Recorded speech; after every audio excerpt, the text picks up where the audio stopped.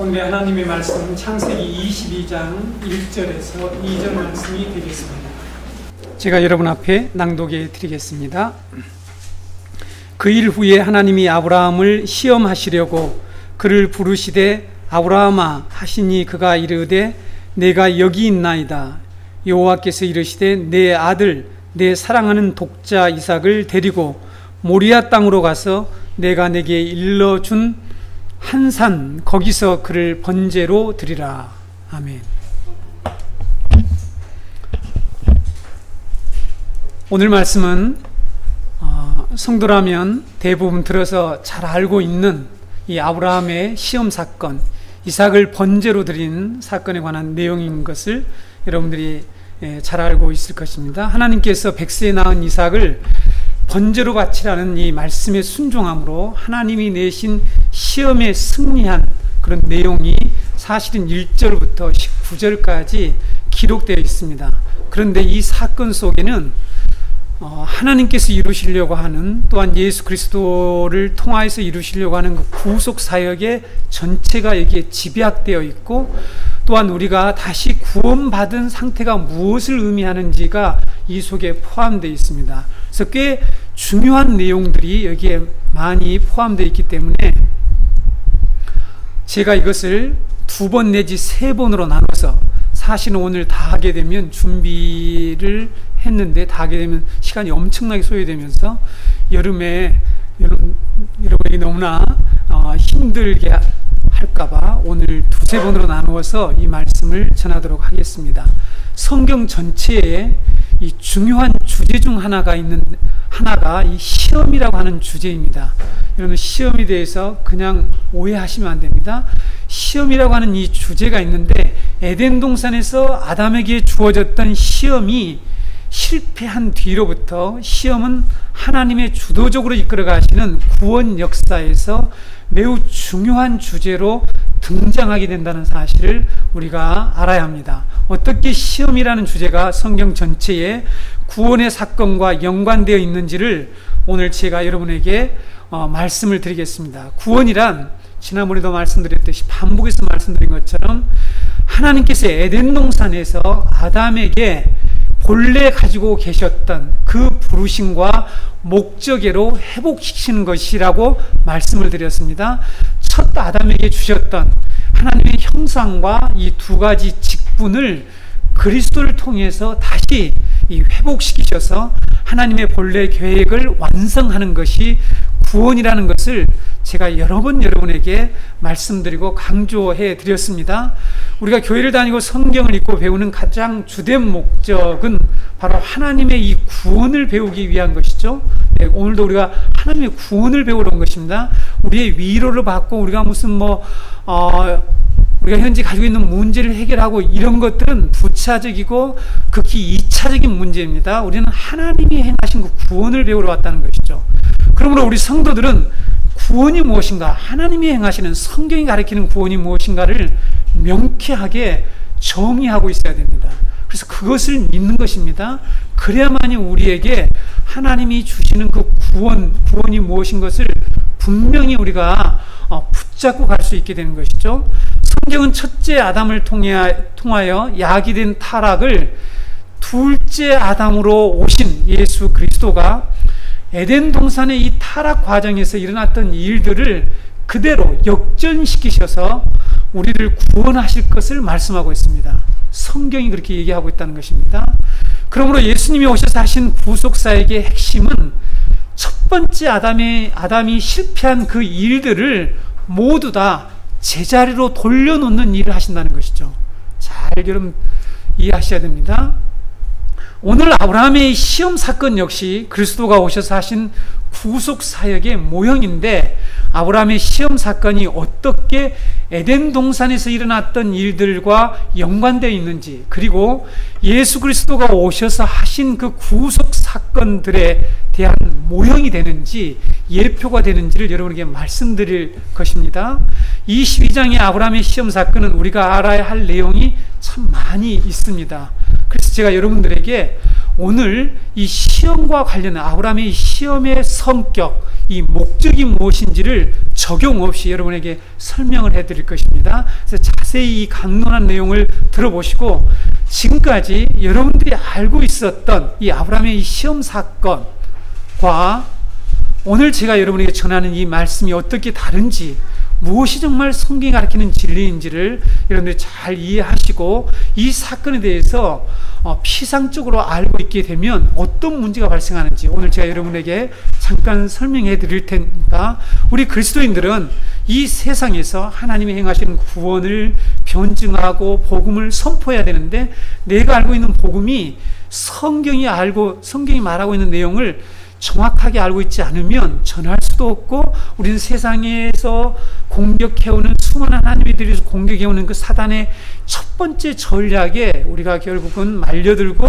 우리가 패배하게 되어서 하나님이 오늘 또 우리에게 하시는 이 시험나무의 사건을 우리가 이해하지를 못한다는 것이죠. 그리고 예수 그리스도가 왜 중요한지 이것조차도 확실하게 붙잡을 수가 없는 그런 문제에 봉착하게 된다는 사실을 우리가 꼭 알아야 합니다. 그래서 첫 번째로 왜 하나님은 아브라함을 시험하셨을까 하는 이 문제를 여러분과 같이 나눠보겠습니다. 본문 1, 2절을 오늘 우리가 읽었는데 이 내용을 보면 하나님께서 아브라함을 시험하신 내용이 기록되어 있죠. 하나님은 아브라함에게 내 아들, 내 독자, 내 사랑하는 아들 이삭을 모리아 땅에 있는 한 산에 가서 번제로 드리라는 명령을 하시죠. 이 시험은 하나님의 성품이나 하나님의 약속과 모순이 되는 시험이라는 사실입니다. 자, 여러분 이해가 되십니까? 하나님의 성품과 하나님의 약속과 아주 상충되는 그런 지금 명령을 하나님이 하셨습니다. 하나님께서 아브라함을 시험하신 내용을 우리가 이 표면적으로, 겉으로 이 피상적으로 이해하거나 읽게 되면 어떤 문제가 발생하는지 여러분 잘 들어보시기 바랍니다. 당시 고대 근동 사이에 만연해 있었던 어린이를 제물로 드리는 인신 제사의 형태와 같다는 사실이에요. 그렇죠. 아브라함도 그런 사실을 잘 알고 있었겠죠. 그렇죠? 왜냐하면 자신의 고향이 어디예요? 메소포타미아 지역입니다. 이런 인신 제사가 메소포타미아 지역, 페니키아 지역 이런 데 완전히 성행하고 있었습니다. 고대 근동 사람들이 주로 섬기는 신이 무슨 신이었습니까? 한마디로 하면 다산의 신이에요. 다산의 신. 여러분 엘이라고 하는 이 성경에 이스라엘 엘 많이 나오죠? 이 엘이라고 하는 신이 다산의 신이에요. 원래 이방인들의 신의 이름이에요. 명칭이에요. 엘이라고 하는 신이. 그래서 이처럼 다산의 신에게 곡식과 동물뿐만 아니라 아이들, 자녀들을 제물로 바치는 인신 제사가 앞에서 말씀드렸죠. 메소포타미아 지역을 비롯해서 고대 근동 전역에 성행하고 있었습니다. 그들이 이런 인신 제사를 드리는 이유는 뭐냐면 지속적인 풍요를 보장받기 위해서 자신의 자식들을 이 신에게 바치는 이런 끔찍한 제사법을 당시에 만연해 있었다는 사실이죠. 여러분 이런 제사법이 고대 근동, 지금으로부터 기원전 2000년, 3000년경에만 있었던 게 아니라 AD 160년에서 225년에 북아프리카에서 출생한 이 초대교회의 교부인 터툴리안이라는 분이 있습니다. 터툴리안. 이 터툴리안에 그려보게 되면은 북아프리카에도 인신제사가 계속, 인신제사의 이런 관습이 계속되고 있었다라는 그런 기록을 하고 있는 것을 볼 때에 인신제사가 이처럼 고대부터 예수님이 오신 이후에까지, 현대까지 계속해서 이런 일들의 형태가 지속되어 왔습니다. 하나님께서는 출애굽한 이스라엘 백성들에게 이런 인신제사 관습은 하나님이 가증히 여기시는 일이며 명백히 죄라고 말씀하시면서 금지시켰습니다. 그렇죠? 레위기 18장 21절에 보게 되면 너는 결탄코 자녀를 몰렉에게 주어 불로 통과하게 함으로 내 하나님의 이름을 욕되게 하지 말라. 나는 여호와니라. 이렇게 말씀하셨습니다. 신명기 12장 31절에 내 하나님 여호와께서는 내가 그와 같이 행하지 못할 것이라. 그들은 여호와께서 꺼리시며 가증히 여기시는 일을 그들의 신들에게 행하여 심지어 자기들의 자녀를 불살라 그들의 신들에게 드렸느니라. 신명기 18장 9절에서 12절을 보게 되면 이렇게 가증한 일을 행하는 자를 어떻게 하라고 말씀하는지를 들어보겠습니다. 신명기 18장 9절에 12절 내 하나님 여호와께서 내게 주시는 땅에 들어가거든 너는 그 민족들의 가증한 행위를 본받지 말 것이니 그의 아들이나 딸을 불 가운데로 지나게 하는 자나 점쟁이나 길흉을 말하는 자나 요술하는 자나 무당이나 지는 자나 신접자나 박수나 초혼자를 너희 가운데에 용납하지 말라. 이런 일을 행하는 모든 자를 여호와께서 가증히 여기시나니 이런 가증한 일로 말미암아 내 하나님 여호와께서 그들을 내 앞에서 쫓아내시느니라. 이렇게 말씀하고 있습니다. 그들을 쫓아내시겠다고 말씀하고 있죠. 하나님께서 이렇게 금지하셨음에도 불구하고 남조 유다 12대 왕인 아하스 왕과 14대 왕인 이 므낫세 왕은 이런 인신제사를 드립니다. 왕이 주도적으로 이런 인신제사를 드린다는 것이죠. 열왕기하 16장 2절에서 3절을 보게 되면 아하스가 왕이 될 때 나이가 20세라, 여기 청년들 20대 청년들 때에 왕이 되었습니다. 예루살렘에서 16년간을 다스렸으니 그의 조상 다윗과 같지 아니하여 그의 하나님 여호와께서 보시기에 정직히 행하지 아니하고 이스라엘의 여러 왕의 길로 행하며 또 여호와께서 이스라엘 자손 앞에서 쫓아내신 이방 사람의 가증한 일을 따라 자기 아들을 불 가운데로 지나가게 하며 이런 일을 행했습니다. 므낫세 왕은 아예 여호와의 성전에다가 일월 성신을 섬기는 제단을 쌓고 거기서 인신제사를 드리는 악행을 저질렀습니다. 열왕기하 21장 4절에서 6절을 읽어드릴게요. 여러분 잘 들어보시기 바랍니다. 이러한 일들이 지금 오늘 우리들 가운데서 신학자들 가운데서 목회자들이 이런 초혼을 불러들이고 하는 일들이 여러분 일어나는 것을 아셔야 합니다. 지금 종교다원주의 사상이 교회 안에 들어와서 분명히 이런 초혼자들, 박수, 무당들을 하나님께서 분명히 심판하시고 쫓아내라고 했는데 반드시 쫓아내라고 하는데 그런 일들이 교회에서 벌어져요. 이런 그 사실을 알아야 합니다. 자, 열왕기하 21장 4절에서 6절 여호와께서 전에 이르시기를 내가 내 이름을 예루살렘에 두리라 하신 여호와의 성전에 제단들을 쌓고 또 여호와의 성전 두 마당에 하늘의 일월 성신을 위하여 제단들을 쌓고 또 자기의 아들을 불 가운데로 지나게 하며 점치며 사수를 행하며 신접한 자와 박수를 신임하여 여호와께서 보시기에 악을 많이 행하여 그 진노를 일으켰으며 그렇죠. 자기 아들을 불 가운데로 지나게 하는 일을 어디서 했다? 성전에서 했다. 성전 마당에서 그 일을 했다라고 말씀하고 있습니다. 이와에 대해 여자 교수가 필리핀에서 WCC면 세계 기독교 협의회죠. 에큐메니컬 운동하는 세계적인 집단입니다. 내년인가 올해인가 잘 기억이 안 나요. 부산에서 지금 세계 대회가 열리는데 거기에 그들이 가지고 있는 사상이 종교다원주의인데 지금 아니다 여러 가지 그래서 지금 분열이 일어나고 있는데 이 여자 교수가 캐톨릭, 힌두교 이런 모든 세계 불교 이런 모든 종교인들이 모여서 거기에서 혼을 불러들이는 이렇게 초혼 행사를 했습니다. 그게 누구는 신학교 교수란 말이죠. 그렇죠? 이런 일들이 지금 신학교 안에서 가르쳐지고 있고 또한 그런 교수들이 그런 일들을 하고 있다는 거죠. 성경 분명히 금지하고 있는데 이런 성경 말씀을 과연 그들이 읽었는지 안 읽었는지 모르겠습니다만은 오늘날 우리 가운데 이러한 일들이 벌어지고 있다는 것을 여러분들이 이건 과거의 일이 아니라는 것을 일단 기억하시라는 거죠. 예레미야 선자는 이런 일을 행하고 있는 자들에게 말씀하고 있죠. 이스라엘 백성들이 자녀들을 제물로 바치는 이런 이방인들의 악한 풍습으로 제사를 드리는 그 장소가 어디였는지 아십니까? 그 장소가 지난주 우리가 배웠던 예루살렘 섬 남서쪽에 위치한 흰놈의 골짜기. 흰놈의 골짜기면 바로 다윗성이죠. 다윗성 남서쪽입니다. 예루살렘 성전이 있는 그 남서쪽에 흰놈의 골짜기가 있었습니다. 여기에는 바로 게헨나라고 부르기도 하고요. 잘 들으시기 바랍니다. 지금 구약 전체 성경의 게헨나, 여기는 쓰레기장이었습니다.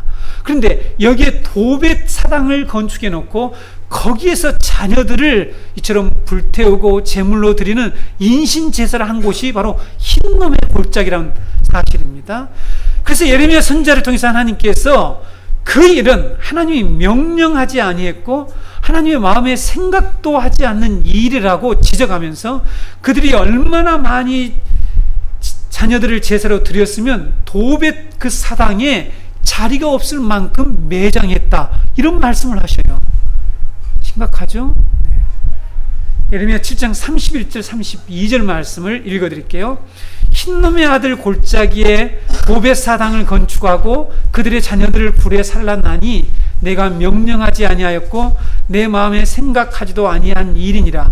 그러므로 여호와께서 말씀하시니라. 날이 이르면 이곳을 도벳이라 하거나 흰놈의 아들의 골짜기라 말하지 아니하고 죽임의 골짜기라 말하리니 이는 도벳의 자리가 없을 만큼 매장했기 때문이라. 심각했다는 거죠. 얼마나 많이 자신의 목적 성취를 위해서 자신의 어떠한 그 풍요를 위해서 자기 자식을 바쳤던지 도벳에 자리가 없을 만큼 매장을 했기 때문에 그 골짜기를 흰놈의 아들의 골짜기라 하지 않고 죽음의 골짜기라고 부를 것이다 라는 이런 말씀을 하셨습니다. 이렇게 인신공양, 인신제사를 가증히 여기시는 거룩하신 하나님, 그렇죠? 거룩한 성공하신 하나님이 아브라함에게 이런 가증한 일을 요구한 것일까? 자, 이제부터 중요한 질문이 들어가죠. 하나님이 어떻게 뒤에죠, 먼 훗날에 물론 출애굽한 이스라엘 백성들에게 명령하시죠. 레위기에서, 신명기에서 그런 가증한 일은 범죄며 하나님이 싫어하시며 하나님이 꺼리는 일이며 그래서 그런 자들은 반드시 쫓아내겠다, 하나님 백성 공동체에서 심판하신다, 이런 말씀을 하신 그 분이 이런 모순된 명령을 하실 수 있을까 하는 것이죠. 어리석고 성경이 무지한 오늘날 이 무신론자들과 반기독교 세력들, 이 반기독교 세력들이 이삭의 번제 사건을 가지고 어떻게 얘기하는지 여러분들 아셔야 합니다. 그렇죠? 여러분들은 알고 있는지 모르겠습니다.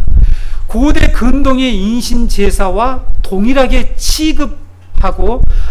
취급을 해서 그렇게 바라보는 거죠. 그래서 하나님을 악하고 나쁜 하나님이라고 지금 떠들어대고 있다는 사실입니다. 우리 여기 젊은이들 잘 들으셔야 합니다.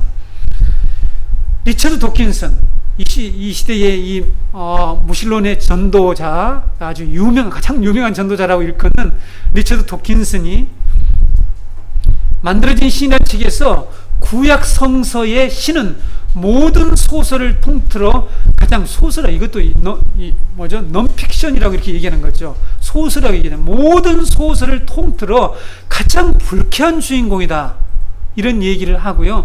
그 다음에 열간 내용은 차마 입으로 담을 수 없지만 제가 그래도 몇 가지만 좀 소개를 할게요. 거기 열간 내용을 보면 이렇게 얘기합니다. 인종 청소자, 유아 학살자, 전염병을 퍼뜨리는 자, 각 피약성 변태 성욕자, 심술궂은 난폭자다. 뭐라고요? 성서의, 구약 성서에 나타난 신 누굽니까? 하나님을 그렇게 얘기를 하고 있다는 거죠. 그렇게 기록하고 있어요. 제가 너무너무 화가 나가지고 그 책을 산 후에 책 앞에다가 지금까지 산 책 중에서 가장 돈이 아까운 책 이렇게 딱 써놨습니다. 너무 화가 나가지고. 보실래요? 예. 지금까지 산 책 중에서, 돈으로 산 책 중에서 가장 아까운 책. 제가 아주 그런 내용을 그 앞에 써놓을 정도로 그 책을 읽으면서 너무 마음이 아팠습니다.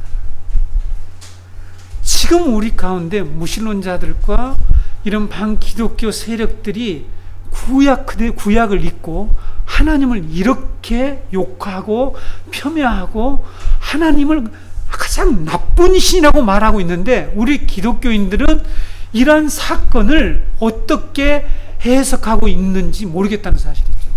저는 우리 그리스도인들이 성경을 적당히 피상적으로 아는 것을 가장 우려하고 있는 목사입니다. 그렇죠? 제가 지난번에 말씀드렸죠. 이 시대의 사조 중에 아주 정의되지 않고 학문적으로 정의되지 않지만 만연하고 있는 그 풍족 하나 있는데 그게 뭐냐면 피상성과 쉬움이라는 것을 제가 말씀드렸죠.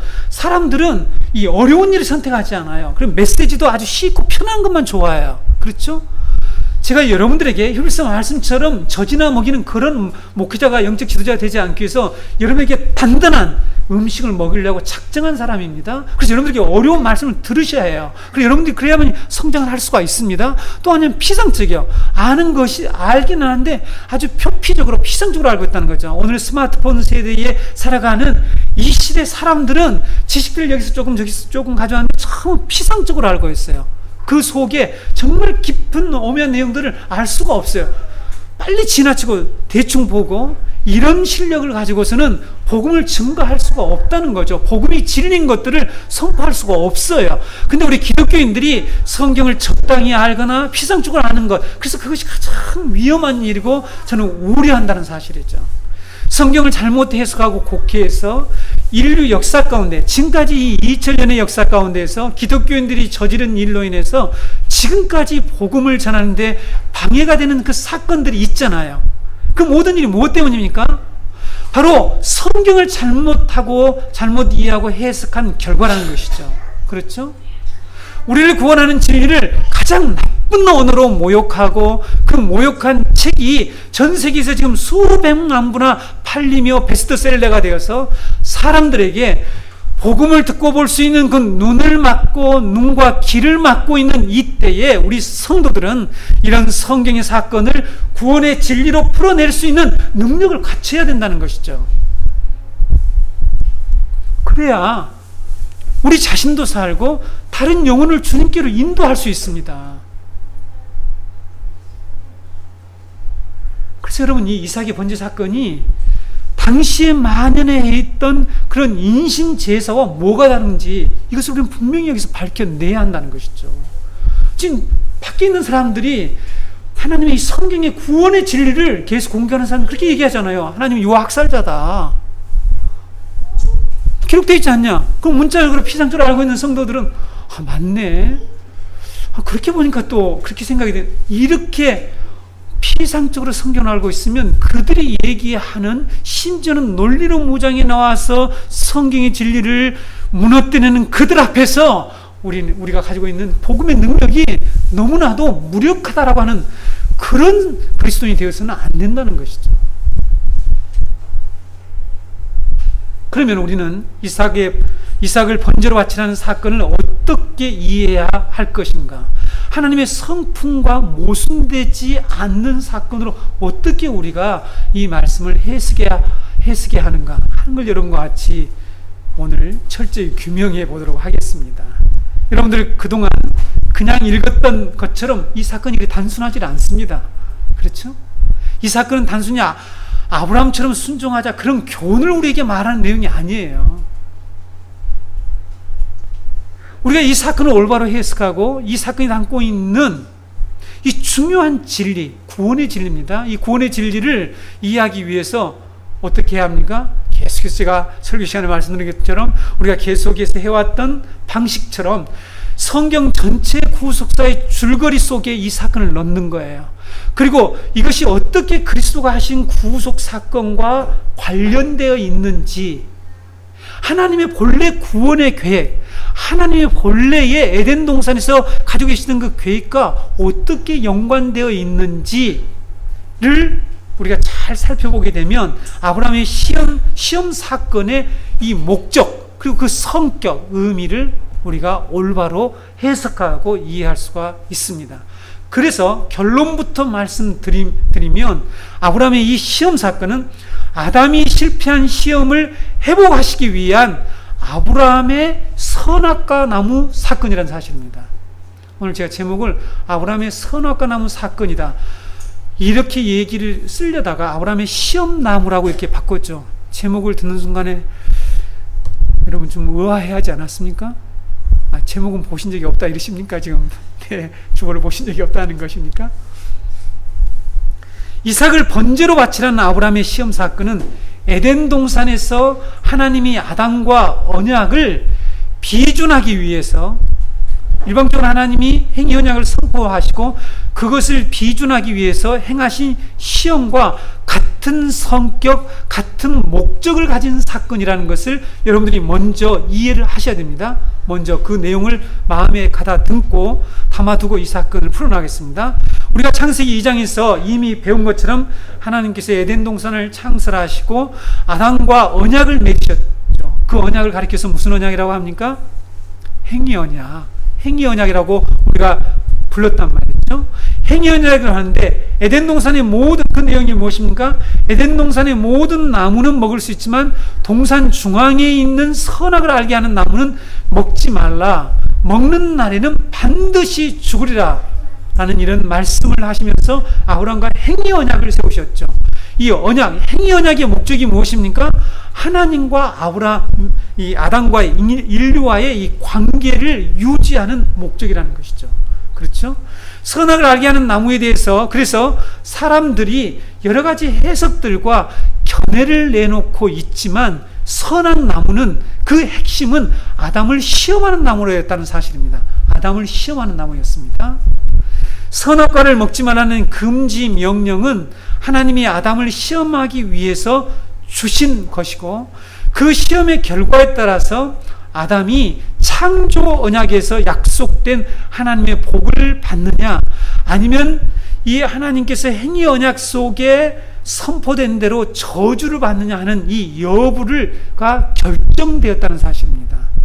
당시 고대 근동 사회에서 이 언약을 맺을 때는 언약 속에는 상벌의 규정이 있습니다. 그러니까 언약을 지킬 때는 복을 받게 되고 상을 받게 되고 언약을 지키지 않을 때는 벌을 받도록 되는데 하나님이 아담과 맺은 그 언약 속에 이러한 상벌 조항이 들어 있었다는 거 우리가 이미 살펴보았습니다. 아담은 선악과 시험을 통해서 자신의 이 언약적 신실성을 증명하고 즉 하나님의 언약을 내가 지키겠다 따르겠다라고 하는 그 신실성, 그 진실성을 증명해내야 합니다. 그것이 뭐냐면 순종을 통해서죠. 하나님이 창세기 1장 26절에서 28절에 말씀하신 언약 안에 있는 복을 온 세상에 가져오는 자가 되었어야 했죠. 그러니까 언약의 신실성을 증명해내고 하나님께서 창세기 1장 26절과 28절에서 말씀하신 그 언약 안에 있는 복을 온 세상에 전달하고 즉 선포하고 가져오는 자가 되어야 했다는 사실이죠. 그런데 언약의 신실성을 검증하는 이 시험에 낙제를 하고 말았다는 사실이죠. 실패를 하고 말았습니다. 뱀의 말을 듣고 하나님의 언약에 신실하게 서는 것이 아니라 오히려 뱀과 이 사단과 언약을 체결해서 하나님의 언약을 파괴하는 자가 되고 말았습니다. 이것을 가리켜서 우리는 타락이라고 하죠. 타락 사건이 여러분 잘 알고 계시죠? 아담은 하나님의 언약에 순종함으로 영원한 샬롬에 영원한 이 평강에 이르는 문을 여는 자로 하나님이 세워주셨는데 언약에 불순종함으로써 죄와 죽음의 문을 열어서 모든 인류를 사망과 고통에 빠뜨리게 하는 이 무시무시한 비극을 가져오는 자가 되고 말았습니다. 그렇죠? 그래서 인류에게는 이런 엄청난 고통과 악과 이 죽음이 지배하고 있는 세상이 되고 말았다는 것, 우리 그리스도인이라면 다 알고 있는 것이죠. 하나님은 언약 검증 시험을 통해 모든 인간이 하나님의 안식에 참여하는 복을 제공하고자 했습니다. 이게 하나님의 계획이에요. 이것은 하나님께서 아브라함에게 이삭 번제라는 시험 사건을 통해서 아브라함이 순종할 때에 하나님의 이 언약의 복을 주시는 것과 같은 내용, 일치된 내용이라는 사실입니다. 자, 여러분 창세기 지금 전체를 다시 이 사건에 조명해서 줄거리를 가지고 설명해 드리고 있습니다. 그래서 예전에 창세기의 전반부의 말씀을 듣지 못한 분들은 집에 가서 여러분이 들으신 분들에게 꼭 물어보시기 바랍니다. 저게 무슨 의미냐 하는 것을 꼭 물어보셔야 합니다. 창세기 22장 16절 18절 말씀을 보게 되면 아브라함이 이처럼 이 시험 사건, 시험에서 통과한 뒤에 하나님께서 하신 말씀이 기록되어 있죠.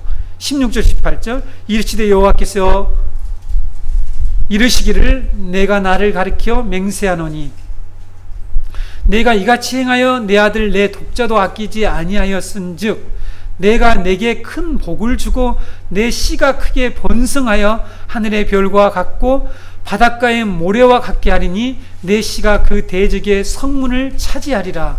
또 내 씨로 말미암아 천하 만민이 복을 받으리니 이는 내가 나의 말을 준행하였음이니라 하셨다 하니라. 하나님이 아브라함에게 계속 하셨던 그 약속은 본래 아담에게 하셨던 그 창조 언약 속에 들어있는 그 복이죠. 그 복을 계속해서 반복적으로 약속하신 것입니다. 근데 드디어 아브라함과 맺은 그 언약을 비준하는 그 일을 위해서 하나님이 아담에게 하셨던 것처럼 선악과 나무를 에덴 동산 중앙에 세워놓고 시험하신 사건과 동일한 사건이 바로 내가 사랑하는 아들, 그 아들을 모리아산에서 바치라고 하는 시험 사건이라는 것입니다. 만약에 아담이 이 선악과 시험을 통과했었더라면 인간은 하나님의 안식이라는 영광스러운 목적지에 도달하게 되었을 것이고 에덴 동산을 중심해서 시작한 거룩한 하나님의 나라가 온 세상에 하나님이 창조하신 온 세계에 펼쳐져서 영광스러운 하나님의 나라로 완성되었을 것입니다. 그리고 여러분 에덴이 무슨 장소라고 그랬습니까? 또 에덴은 하나님이 임재하시는 성소라고 그랬죠. 이 에덴의 성소가 확장되어서 온 세상이 하나님의 영광과 임재로 충만한 성전이 되었을 것입니다. 시험에 합격했더라면, 통과했더라면. 그러나 아담이 이 시험 사건, 선악과 나무 사건에서 실패함으로 말미암아 하나님의 계획이 중단되고 말았다는 사실이죠. 하나님은 그 지금 아담이 실패로 인한 그 사건을 회복하셔서 다시 그 계획을 이루시는 것이 하나님의 구원 사건이다. 여러분, 하나님이 하신 구원 사건 이해가 되시죠? 분명하게 정리를 하셔야 됩니다. 구원을 자꾸만 제가 여러분에게 말씀드리지만 죽으면 천국 간다. 이렇게 피상적으로 알면 기독교가 이 세상을 구원하는 진리라는 것을 설명할 수가 없어요. 근데 기독교인들이 그렇게 생각하는 거죠. 그래서 자기 문제나 해결해주는 그런 해결자로 하나님을 자꾸만 믿고 교회 다니면 안 된다는 것입니다. 이삭 사건 봐라. 그 인신제사 사건은 하나님이 도대체 이런 나쁜 하나님을 왜 믿냐? 이렇게 욕하잖아요. 이 욕하는 자들에게 어떻게 성경이 말하는 이 사건이, 이 성경의 진리, 역사적인 사건과 비역사적인 사건들이 하나님이 우리를 구원하시는 그 구원의 진리라는 것을 어떻게 말할 수 있겠느냐는 것이죠. 우리 젊은이들도 잘 들어야 합니다. 지금 여러분 주위에 이런 사람들이 아주 너무너무 많다는 거죠. 그렇죠? 그래서 사람들이 이제 하나님의 복음을 듣지 않으려고 한다는 사실이죠. 하나님은 아브라함을 통해서 바로 이 계획을 계속해서 나가시려고 바로 이삭을 바치라고 하는 이 번제 사건, 이삭의 번제 사건, 시험 사건을 주셨다는 것입니다. 하나님께서 아담을 시험하시는 목적, 앞에서 말씀드렸지만 하나님과 올바른 관계를 맺고 피조물로서 자기의 위치에서 사명을 감당하도록 하기 위한 것이죠. 아담이 받은 사명이 무엇입니까? 두 가지 사명 기억하셔야 합니다. 제사장의 사명과 왕의 사명이에요. 피조물을 다스리는 사명입니다. 하나님의 성소를 기억나십니까? 하나님의 이 성전을 지키는 일을 하는 그 사명과, 그렇죠? 그리고 하나님께 예배드리는 그 사명, 그렇죠? 그 다음에 또 하나는 피조물을 하나님의 대리에서 통치하는 그 왕권, 왕의 직분을 가지고 계셨다는 거죠. 하나님이 우리를 구원하셔서 바로 그 직분으로 나가게 하는 거죠. 다음 주에 우리가 배우게 될 이 내용에 이삭이 아버지, 재물이 어디 있습니까? 제자들이 하는데 하나님께서 다 준비하셨을 거야. 그리고 종에게 무슨 얘기하면, 너는 여기 있어. 나는 저기 가서 예배를 드리고 오겠다. 지금 이삭을 바치러 가는 일을 할 때 예배를 드리고 오겠다라는 이 표현이 그냥 단순한 그런 내용이 아니라는 거죠. 아브라함은 정확하게 바로 아담의 본래의 그 사명이 무엇인지를 알고, 그래서 아까 말씀드렸죠. 구원은 우리를 본래의 그 사명으로 회복하는 것인데, 그 내용이 아브라함의 이런 시험 사건 속에 집약되어 있다는 사실입니다. 그렇죠? 이것을 깨닫지 못하면 우리는 인신제사라고 사람들이 이처럼 욕하고 하는 이 사건에 대해서 말할 수가 없게 된단 말이에요. 그렇죠? 그래서 하나님께서 계속해서 선택한 그 백성들을 시험하신 그 목적, 반복적으로 하나님이 시험을 하시는데, 시험 사건이 나옵니다. 그러니까 반복해서 이스라엘 역사 가운데 시험나무가 등장한다는 겁니다. 오늘 아브라함에게 등장한 선악과 나무가 바로 이삭을 번제로 바치라는 이 나무라는 사실을 여러분들에게 상징적으로 설명한 것입니다. 그 목적이 뭐냐? 하나님과 올바른 관계를 맺게 하는 거예요. 그러려면 먼저 어떤 일이 전제되어져야 하냐면, 하나님의 계명에 순종하는 자가 돼요. 하나님의 계명을 준행하는 자가 되어야 된다는 것이죠. 그래서 하나님은 그것을 시험하는 것이 바로 아담의 선악과 나무며 아브라함에게 있어서 이삭을 번제로 바치라고 하는 그 사건이라는 것을 우리가 기억해야 합니다. 하나님께서 에덴 동산에서 아담에게 하셨던 그 시험의 성격과 목적을 아브라함에게 지금 똑같이 시행하고 계신다는 사실이죠. 그러므로 모리아산에서 이삭을 제물로 바치라는 하나님의 명령은 곧 아브라함에게 선악과의 나무와 같다라는 걸 제가 여러분에게 말씀드렸습니다. 아담에게 하신 명령과 아브라함에게 하신 명령이 문자적으로, 아니면 그 내용은 다르지만 그 목적과 성격은 똑같습니다. 선악과 나무는 피조물로서 하나님께 복종하는 자리에 있는지의 여부를 시험함으로써 하나님과 올바른 관계 속에 있도록 하는 것이 목적이었다는 것이죠. 타락이 무엇입니까? 인간의 자리에 있지 않는 거, 이걸 타락이라고 그래요. 자기의 위치를 떠나는 것입니다. 다시 말씀드리면 아버지가 아버지 위치를 떠나지 않는 거, 우리가 지난주에 권위의 문제도 얘기했는데, 오늘 이 세대가 타락했다는 이유가 뭐냐면, 아버지가 아버지 위치에서 권위를 행사하고 권위를 남용하거나 오용하거나 심지어는 포기하거나 이런 일을 하는 것은 타락이에요. 타락의 증상이 있죠. 이것을 회복하는 것이 구원이라니까요. 그래서 피조물은 피조물의 위치에 있는 건데, 피조물이 만약에 하나님의 자리에 올라가서 선악을 판단하거나 옳고 그름을 판단하게 되는 것, 이것이 타락이라는 것이죠. 아담의 후손 중에서 유일하게 이 시험을 통과한 자가 오늘 아브라함이라고 얘기하고 있습니다. 오늘 본문은. 그래서 아브라함은 모든 믿는 자의 조상이 됩니다. 그런데 그 이후로 그 누구도 이와 같이 이런 시험에 통과하지를 못한다는 사실을 성경 계속 보여준단 말이죠. 앞에서 제가 성경의 중요한 주제 중에 하나가 시험이라고 말씀을 드렸죠. 시험은 하나님의 구원 사건의 중요한 핵심 주제라는 것을 제가 여러분에게 말씀드렸습니다. 하나님의 시험은 하나님의 구원, 하나님의 나라를 이루기 위해 반드시 통과해야 될 과정이기 때문입니다. 그래서 이스라엘 역사에 시험나무 사건이 반복해서 등장하고 있다는 사실입니다. 여러분, 출애굽한 이스라엘 백성들에게 시험나무가 무엇이었을까요? 그러니까 다시 말씀드리면, 출애굽한 이스라엘 백성에게 하나님이 다시 선악을 알게 하는 나무를 등장시키는데, 그것이 무엇이었습니까? 만나였어요. 만나. 출애굽기 16장 4절에 이런 말씀이 있죠. 그때 여호와께서 모세에게 이르시되, 보라, 내가 너희를 위하여 하늘에서 양식을 비같이 내리니 백성이 나가서 일용할 것을 날마다 거둘 것이라. 이같이 하여 그들이 내 율법을 준행하나 아니하나 내가 시험하리라. 하나님이 만나를 날마다 일용할 양식을 내려주시는데 그것을 통해서 시험을 하겠대요. 그 시험의 내용이 뭐냐면 여호와의 율법을 준행하나 아니하나를 시험하겠다고 말씀하고 있죠. 그러니까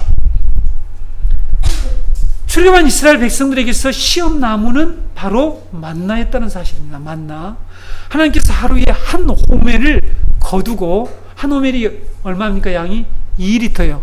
2리터면 여러분 한번 코카콜라가 큰 이것이 몇 리터인지를 잘 생각하면 2리터가 어느 정도인지 알 수 있겠죠. 2리터만큼만 거두어서 그날 먹고 없애라. 다음날까지 두지 말아라. 하나님께서 이렇게 명령을 했습니다. 이것이 마치 아브라함에게 이삭을 모리아산에 가서 번제로 바치라는 것과 똑같은 내용이에요. 그렇죠? 어쩌면 훨씬 수월한 그런 시험나무였습니다. 그런데 이 욕심 많은 인간들이 그 말씀에 순종하지 않고 한 호멜만 거둔 게 아니라 내일은 혹시 안 줄지도 모르니까 더 걷어야 되겠다 해서 몽창 걷어갖고 그 다음날 아침까지 먹고 안겨두면 어떤 일이 벌어졌다고요? 벌레가 생기고 악취가 났어요. 예? 오늘날 여름에 이 악취가 나면 어떻겠어요? 악취가 났습니다. 악취가 나더라 성경이 기록하고 있죠. 그리고 이 금요일날은 안식일 전날은 2일분 죽게 2일분을 준다고 그랬어요. 그래서 금요일날 안식일날은 2일분을 거둬도 또 악취가 안 나요. 썩질 않았습니다. 근데 또 어떤 이렇게 그 청개구리 같은 이런 인간들이 또 하루치면 다 걷어. 내일 아침도 주겠지. 이렇게 계속 역행하는 이런 인간들이 바로 이스라엘 백성들이었다는 사실이죠.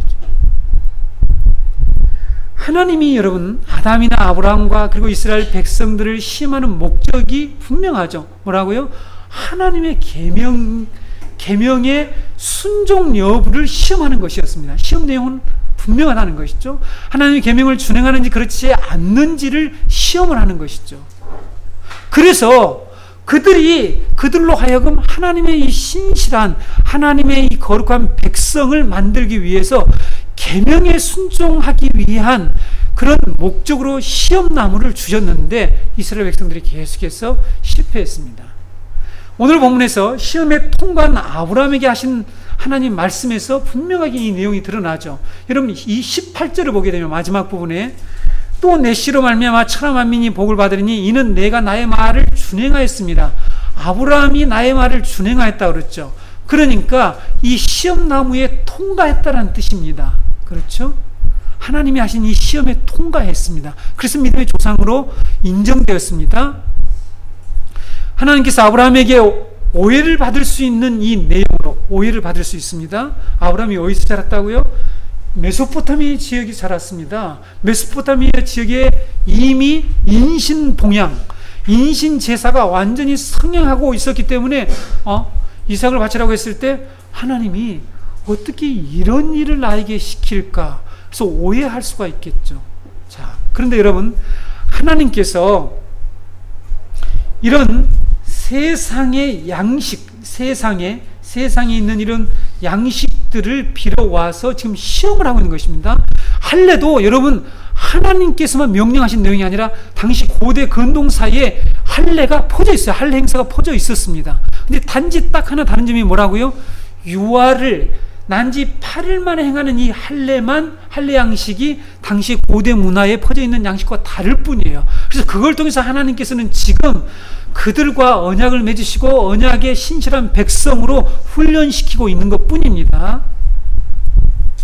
그래서 이렇게 아브라함에게 오해를 받을 수 있는 내용으로 시험을 하신 것은 아브라함이 하나님께 온전히 순종하는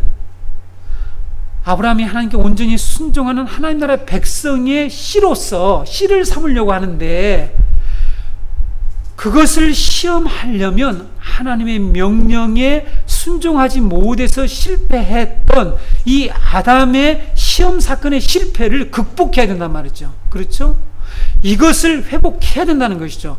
그래서 하나님께서 아브라함에게 이 시험 사건을 허락해 주셨다는 것입니다. 그런데 잘 생각해 보세요. 아브라함이 이런 어떤 형식을 가지고 와서 하나님이 아브라함에게 이런 형식을 가지고 와서 그 당시에 혐오스러운 이런 형식을 가지고 와서 시험을 했을 때 하나님 앞에서 아브라함이 어떤 생각을 했을까요?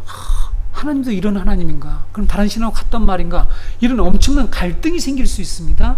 그런데 아브라함은 그 형식을 가져와서 아브라함을 시험하려고 하는 것에 전혀 이런 방구 하나님에 대해서 대꾸를 하거나 질문을 하거나 거부하거나 하지 않고 순종을 한다는 사실이에요. 여기에 중요한 핵심이 있습니다. 아브라함이 아담처럼 사단의 말을 듣고 자기가 하나님의 말씀을 축소하거나 왜곡시키거나 변질시키는 자가 되지 않고, 그래서 아담처럼 자기가 하나님의 말씀을 판단하고 그래서 선악을 판단하는 위치에 올라간 것이 아니라 하나님 말씀하신 그대로를, 그것이 비록 이방에 있는 양식을 가지고 왔지만 하나님 궁극적으로 그렇게 하시려고 하지 않죠. 그런데 그 말씀에 아무런 대꾸 없이 순종했다는 사실입니다. 자, 무슨 의미인지 잘 여러분들이 연결할 수 있어야 됩니다. 여기 핵심을 잘 들으셔야 해요. 그렇죠?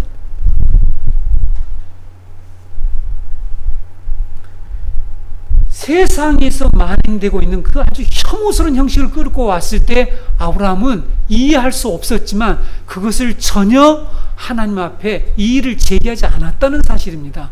자, 순종이 무엇인지 잘 들으셔야 합니다. 아담이 실패한 내용이 바로 이 점이기 때문에 이것을 극복하고 이것을 회복해야만이 바로 우리가 하나님의 거룩한 백성이 될 수 있다는 것이죠. 이해가 되십니까? 근데 이것을 궁극적으로 예수 그리스도가 이루실 구속사건의 모형이기 때문에 예수 그리스도가 순종한 사건의 의미를 우리에게 설명하고자 하는 역사적인 사건이라는 것이죠. 또 그 다음에 여러분, 그 다음에 약속의 땅 가나안 땅에 들어간 이스라엘 백성들에게 시험나무가 있었어요. 약속의 땅에 여호수아를 통과 함께 이스라엘 백성들이 약속의 땅에 들어갔죠. 거기에 하나님이 또 시험나무를 주셔요. 그게 무엇이었습니까?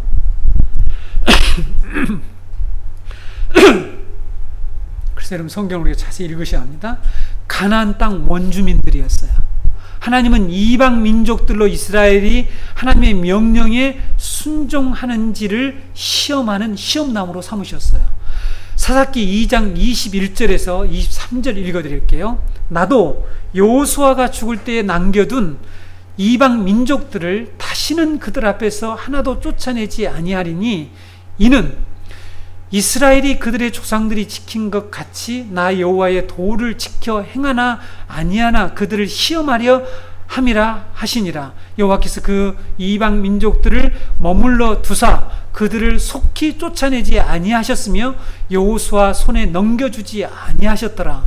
하나님이 능력이 없어서 가나안 7족속을 비롯한 이방 족속을 약속의 땅에서 전부 다 쫓아내지 않은 것이 아니라 하나님 능력이 없어. 그것을 할 수 없어서 그런 게 아니라 왜 그랬다고요? 왜요? 그들이 계속해서 하나님 말씀을 따르는지 안 따르는지를 시험하려고 그들에게 거기에 약속의 땅에 바로 이방 민족을 남겨두셨다라고 말씀하고 있죠. 그래서 여호수아 때에 가나안 땅에 살고 있던 이방 민족을 다 쫓아내지 않고 일부를 남겨두셨습니다. 언제까지? 사사 시대들까지. 그래서 사사기 3장 1절에서 4절을 보게 되면 여기에 시험의 목적을 여기서 또 다시 설명하고 있죠. 여호와께서 가나안의 모든 전쟁들을 알지 못한 이스라엘을 시험하려 하시며, 자, 모든 전쟁을 여호와께서 전쟁을 통해서 하나님께서 전쟁은 여호와께 속한 것이라는 것을 계속 보여주고 언약의 신실하신 하나님이 너희들을 반드시 구속하실 것을 전쟁을 통해서 보여주었는데 이것을 경험하지 못한 세대가 있었다는 거죠. 이들을 시험을 또 해야 돼요. 이들을 바로 시험남을 통해서 통과시켜서 하나님의 백성으로 삼으시려고 하는 계획을 가지고 계셨다는 것입니다. 2절, 3장 1절, 2절 이스라엘 자손의 세대 중에 아직 전쟁을 알지 못한 자들에게 그것을 가르쳐 알게 하려 하사 남겨두신 이방 민족들은 블레셋의 5 군주들과 모든 가나안 족속과 시돈 족속과 바알 헤르몬 산에서부터 하맛 입구까지 레바논 산에 거주하는 시 족속이라. 남겨두신 이 이방 민족들로 이스라엘을 시험하사 여호와께서 모세를 통하여 그들의 조상들에게 이르신 명령들을 순종하는지 알고자 하셨더라. 여러분 잘 여기 보셨죠? 하나님께서 이처럼 시험나무를 계속해서 이스라엘 역사 가운데 세우셔서 그걸 통해서 하나님의 말씀을 순종하는지 그렇지 않은지를 계속해서 점검하고 있는 것을 볼 수가 있습니다. 여러분 이것뿐만 아닙니다. 오늘 제가 다 소개하자면 마라의 쓴물도 시험하기 위해서 주셨다고 말씀하고 있습니다. 여러분 홍해바다, 이스라엘 백성 물과 양식, 그리고 하나님이 이스라엘 백성들에게 광야를 40년 동안 걷게 하신 사건, 그들이 물론 불순종한 것이 직접적인 원인이 되었다고 하지만 거기에 하나님의 목적은 뭐냐면 그들을 시험하기 위해서라고 말씀하고 있죠. 신명기 8장 2절에 분명히 말씀하고 있습니다. 내 하나님 여호와께서 이 40년 동안에 내게 광야길을 걷게 하신 것을 기억하라. 이는 너를 낮추시며 너를 시험하신대요. 내 마음이 어떠한지, 여기 마음이 뭔 줄 아세요? 너희들이 정말 하나님의 언약을 신실하게 믿는지, 하나님 너희를 구원할 자라 믿는지, 그 마음, 믿음의 고백이, 너희들의 그 고백이, 우리말로 하면 로마서의 말씀처럼 예수 그리스도를 주로 시인하고 마음으로 믿어 의에 이른다고 그랬잖아요. 근데 이 마음의 상태가 신실하게 하나님의 언약, 하나님의 약속을 믿는지 안 믿는지를 하나님이 오늘 또 우리들에게 이 시험나무를 통해서 계속 점검하신다는 사실을 기억하셔야 합니다. 그래서 내 마음이 어떠한지 그 명령을 지키는지 지키지 않는지를 알려 하십니다. 광야길을 걷게 하신 그 목적이 시험하는 것인데 하나님의 말씀을 지키는지 지키지 않는지를 알기 위해서 그렇게 하셨다라고 말씀하고 있죠. 근데 여러분 이스라엘 백성들이 이런 하나님의 이 시험나무 사건에서 계속해서 낙방하게 되죠. 실패하게 되는 것을 우리는 잘 알고 있습니다. 그들은 하나님이 하신 이 시험에 계속해서 낙제를 하고 만다는 사실이죠. 자신들이 시험을 받아야 할 대상이에요. 근데 역으로 하나님을 시험하는 일을 했어요. 역으로 하나님을 시험하는 일을 했습니다. 그래서 모세는 다음과 같이 그들을 책망했죠. 출애굽기 17장 2절에 백성이 모세와 다투어 이르되 우리에게 물을 주어 마시게 하라. 모세가 그들에게 이르되 너희가 어찌하여 나와 다투느냐, 너희가 어찌하여 여호와를 시험하느냐, 이렇게 말씀하고 있죠.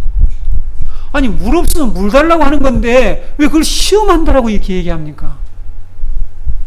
그러니까 여러분 하나님이 지금 하나님의 이 언약을 두고 이스라엘 백성들과 하나님 사이에 이 팽팽한 줄다리가 진행되는 거죠. 하나님 말씀에 순종을 하게 되면 이 언약의 행위가 비존되어서 하나님 반드시 언약을 실행하실 것이죠. 그것을 이미 창세기 말씀에서 하나님께서 이 자기를 이렇게 하나님께서 쪼개는, 이 짐승을 쪼개는 사건을 통해서 언약을 지키지 않으면 이처럼 죽게 될 것이다 라는 것을 말씀하셔서 언약을 반드시 시행하실 것이고 실천하실 것이다 라는 것을 말씀해 주셨는데 이스라엘 백성들이 그걸 믿지 못하니까 오히려 하나님을 시험하는 결과가 되는 것이죠. 그러니까 물 달라고 하는데 왜 그걸 시험한다고 하는 거죠. 하나님이 그들을 지금 시험하는데 그들은 그 시험을 받아서 순종함으로써 시험을 통과하는 것이 아니라 하나님을 시험을 했습니다. 그리고 모세는 그들에게 10번이나 하나님을 시험했다라고 책망하는 말씀이 있죠. 민수기 14장 22절과 히브리서의 말씀에서도 똑같은 말씀을 하고 있죠. 내 영광과 애국과 광야에서 행한 내 이적을 보고서도 이같이 10번이나 나를 시험하고 내 목소리를 청종하지 아니한 그 사람들을, 이렇게 얘기하고 있습니다. 10번이나 시험했대요. 그러니까 10번이라는 것은 완전수인데 너희들이 완벽하게 나의 시험 사건에서 너희들은 낙방하고 오히려 나를 시험했다. 그러니까 하나님의 언약을 너희들이 지키지 않았다, 이렇게 말씀하고 있죠. 이렇게 여러분 에덴 동산의 선악과 나무의 시험과 실패, 즉 타락 사건이죠. 실패가 이스라엘 역사에 반복해서 나타나는 것을 볼 수가 있습니다. 에덴을 회복하시고 온 세상에 하나님의 영광과 임재를 충만케 하시는 하나님의 계획은 이렇게 인간들이 계속해서 하나님의 이 시험 사건에 실패함으로 말미암아 불가능하다는 것들을 보여준단 말이죠. 그런데 오늘 이 아브라함의 사건에서만 아브라함이 이 사건을 통과하고 있다는 사실이에요. 그렇죠? 여러분, 아브라함이 믿음의 조상이 되었다는 것을 막연하게 생각해서는 안 됩니다. 왜 믿음의 조상이 되었냐를 분명히 설명해 주고 있다는 것이죠. 그리고 왜 아브라함의 후손들이 이런 하나님 나라의 언약의 복을 받게 될 것이라고 하나님께서 오늘 이 사건에서 22장에서 그들에게 다시 한번 그 언약을 이제 확증해 주시느냐 하는 것을 우리가 알아야 한다는 것이죠. 하나님은 우리 인간으로서는 이 불가능하다는 것을 판명시켜 놓고 이제 둘째 아담을 세상에 보내시죠. 다시 한번 예수님은 이 선악과 나무 앞에 서야 된다는 사실입니다. 예수님이 우리를 구속하시기 위해서 십자가를 지시기 전에 가장 먼저 이 땅에 오셔서 하신 사역이 무엇입니까? 우리가 잘 아시는 바와 같이 광야에 성령에 이끌려 마귀에게 시험을 받으러 가는 사건이죠. 그렇죠? 마태복음 4장에 나와 있죠. 누가복음 4장에도 동일하게 나와 있는 사건입니다. 왜 성령에 이끌려 마귀에게 시험을 받게 하셨을까? 여러분, 왜 하나님께서 성령에 이끌려서 마귀에게 시험 받게 했을까? 시험을 받으러 갔는데 성령에 이끌렸다라는 말씀을 우리들은 그냥 그렇게 하셨나 보다 이렇게 생각할 수 있죠. 하나님의 계획 때문이죠. 둘째 아담으로 오신 예수님이 구속사역을 완수하기 위해서 하나님이 하시는 이 검증 시험에 통과하셔야만 비로소 시험에 실패한 인류를 구속할 수 있기 때문에 성령님께서 예수님을 마귀에게로 이끌어서, 다시 말씀드리면 이 선악과, 최초의 아담이 첫 아담이 실패한 이 선악과의 나무로 인도하셔서 거기에서 그 검증 시험을 통과하도록 하셨다는 것입니다. 에덴 동산에 등장했던 이 마귀와 예수님이 광야에서 만난 이 마귀의 목적과 전략은 변함없이 동일한 것이었습니다. 마귀는 또다시 하나님과 맺은 언약을 예수님이 거역하도록 했죠. 그리고 자신에게 충성하도록 부추깁니다. 마귀가 예수를 찾아와서 하나님의 계명을 어기도록 부추길 때에 예수님이 어떻게 그 마귀의 시험에서 승리합니까? 통과합니까? 그 검증에서 통과합니까? 여러분, 어떻게 통과하십니까? 네, 잘 예수님이 무슨 말씀으로 그 시험들을 이겨내시죠? 바로 여러분, 출애굽한 이스라엘 백성들에게 시험나무로 주셨던 만나 사건에서 하나님이 하신 그 말씀으로 승리를 하게 되죠. 그게 뭐죠? 자, 마태복음 4장 4절에 사람이 떡으로만 살 것이 아니요 하나님의 입으로 나오는 모든 말씀으로 살 것이니라 하면서 이 돌로 떡을 만들라 라는 이 사단의 유혹을 신명기 8장 3절 이스라엘 백성의 시험나무 사건에서 하나님이 주셨던 그 말씀을 가지고 지금 이겨낸다는 것이죠. 그러니까 모두 연결되어 있다는 것입니다. 이 시험 사건들이 모두 연결되어 있다는 것을 말씀하고 있는 것이죠. 복잡하죠. 저도 설교를 하면서 이 거대한 사건들을 지금 설명하느라고 아주 목이 탑니다. 그래서 잘 들으셔야 합니다. 네. 우리는 이것 배우러 교회에 나왔다는 것이죠. 이 내용 배우러 나왔습니다. 예수님은 에덴 동산과 광야 이스라엘 백성들의 이 시험나무 사건을 잘 알고 있었단 말이죠. 그렇죠? 우리를 구원하러 오신 예수님이 무엇을 어디에서 그래서 무슨 일을 하셔야만이 우리를 구속하신 일을 잘 아셨다니까요. 그래서 자신이 이 세상에 온 목적이 바로 아담과 이스라엘 백성들이 거듭에서 실패하는 그 시험 나무 사건을 회복하시고 그래서 승리하시고 그래서 우리로 하나님의 언약에 충실한 백성들로 삼으시기 위해서 바로 이 땅에 오셨다는 것을 정확하게 인식하고 계시다는 사실입니다. 이렇게 여러분 이 아브라함의 시험 사건 속에 예수 그리스도의 구속 사역이 집약되어 있다는 것이죠. 들어있다는 것입니다. 아브라함의 시험 사건은 에덴 동산에서 아담이 실패한 시험나무 사건과 연결되어 있다는 거죠. 장차 예수 그리스도가 첫 아담과 그의 후손들이 반복해서 실패한 그 시험을 승리하시고 우리를 구원하실 것을 예표한 사건이라는 것이죠. 그래서 여러분, 여기에서 1차적으로 우리의 순종을 끌어내서는 안 됩니다. 그렇죠? 아브라함도요, 계속해서 반복해서 실패하다가, 다음 주에 말씀드리겠지만, 그가 언제부터 순종하기 시작한 줄 아세요?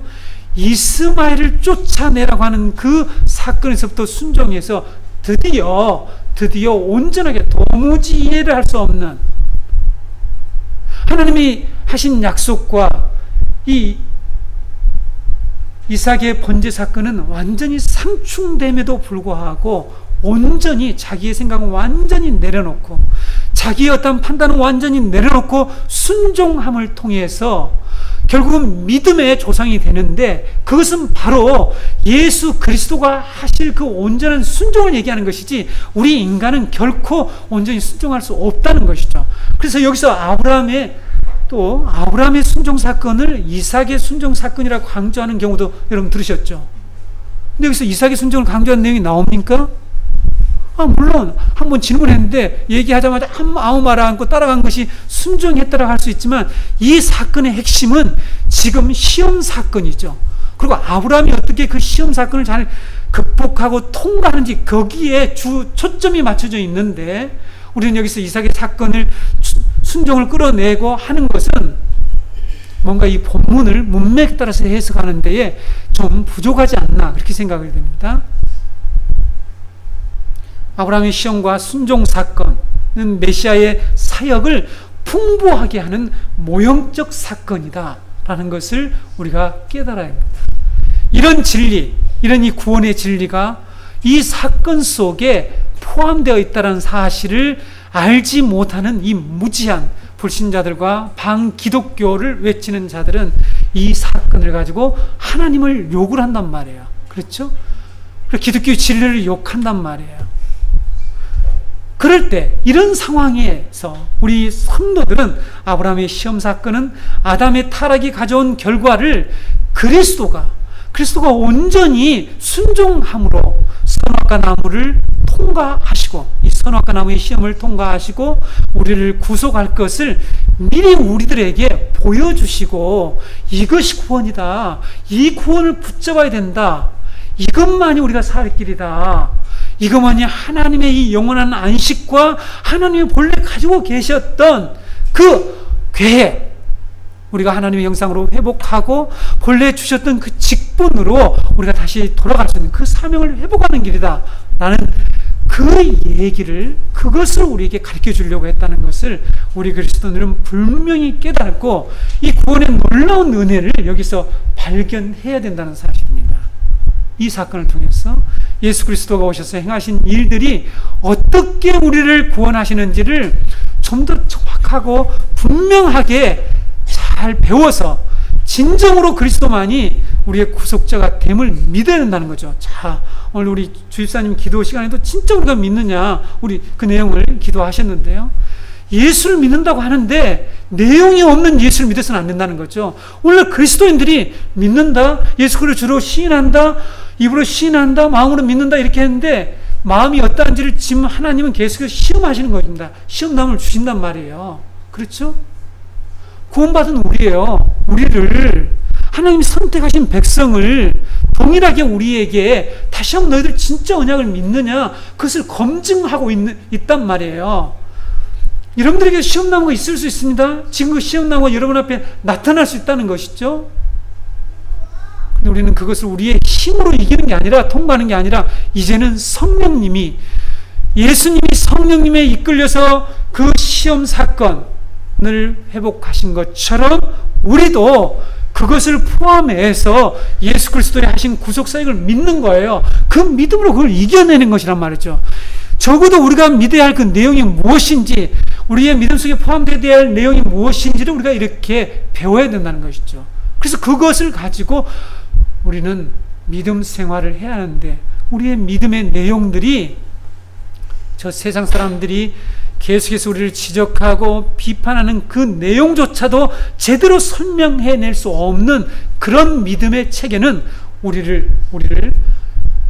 우리에게 소망을 줄 수 없고 우리에게 능력이 되지를 못해요. 그래서 오늘 많은 그리스도인들이 너무나 쉽게 무너지고 포기하고 자포자기하고 체념하면서 어느 날은 믿음이 있는 것 같고 어느 날은 믿음이 없는 그런 모습으로 이렇게 그네 타듯이 이런 생활을 하고 있다는 사실입니다. 참으로 안타까운 일입니다.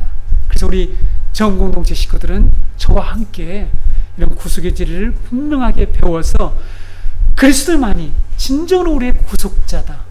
그리고 그리스도만을 소망으로 삼고 살아가는 모든 성도들이 되시기를 바랍니다.